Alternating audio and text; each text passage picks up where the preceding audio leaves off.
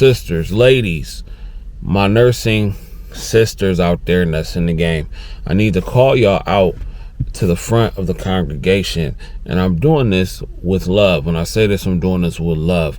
But I've seen and I've witnessed, and I really want to know why, from the horse's mouth, why so many pretty, educated, smart ladies fall in this same cycle over and over and over again. And I'm talking about from housekeeping all the way up to even physicians, nurses, CNAs, PCTs, medical assistants. It is something about women in healthcare that continues to attract cycles like this. And again, it's not all, but it's enough to cause concern. And again, I am not the guy that's about to sit up here and put on a cape and try to be Captain Save 'em. That's not what I do.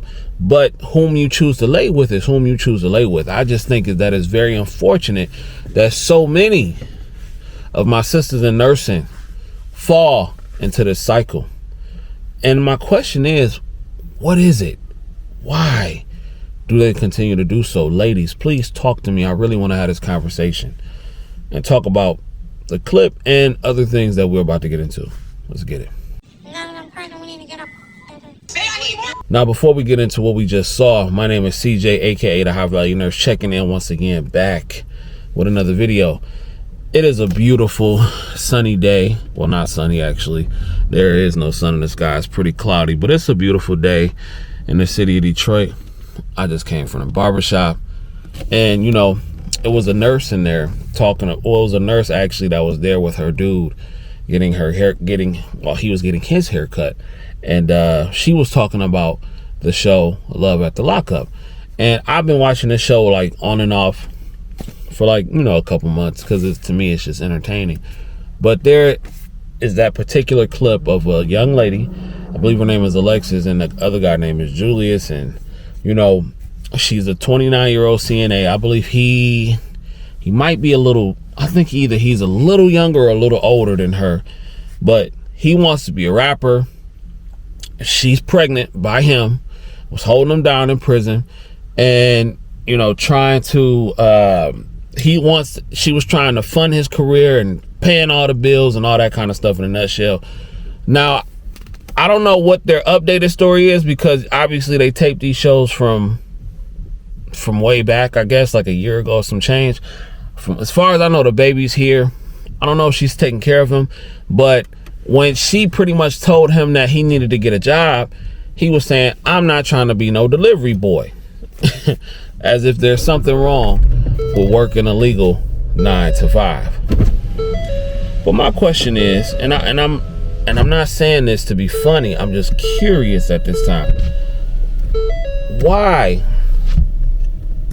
Well, I think part of me knows why, but I'm still going to ask, because why would somebody who has a license, whether it be a CNA, MA, PCT, nurse, any kind of medical license, why would they risk dealing with somebody like that? You dig what I'm saying? Now, let me be fair.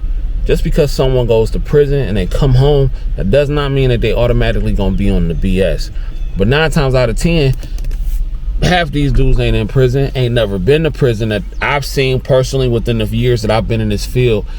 And they just bums, lazy, and all that kind of stuff. And again, I say this at the risk of sounding like somebody who's trying to save them. Again, I'm not trying to save them, because quite frankly, whom you choose to let inside your body is up to you. My honest, and again, that's maybe because I'm a nurse and I see it so much and I work with a lot of women. It's like a repeated cycle.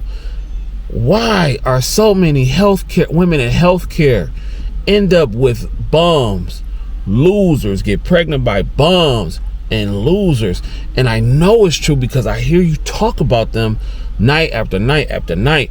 I've seen cases to where there are women at these jobs that I've had in the past working 50, 60, 70, 80 hours a week to support a man with no gig. I mean, ladies, we grown here. Let's have this conversation.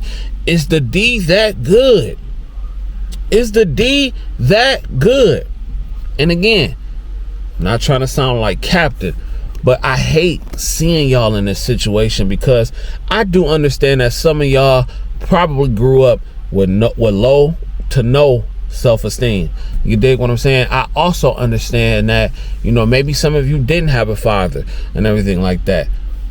But it's just a shame, because I see the life getting sucked out a lot of y'all. I see the energy getting sucked out a lot of y'all. Some of y'all come to work in tears all over what some dude is or is not doing. You dig what I'm saying? When you got all these credentials, I even know females with no children supporting dudes with 4, 3, 6 kids. That's the wildest thing ever to me, but it happens. And I'm just like, wow, what is the cause of this? Like, it's funny, but it's not funny at the same time, because I had to lick my lips. I was looking crazy on there. It's funny, but it's not funny at the same time, because I hate it when it happens to girls that have so much potential to be something great. You know what I'm saying? Like, and their life is literally getting taken down by the dude that they laying up with. Girls getting dropped off at work or catching Ubers back and forth to work, while the dude just sitting at home.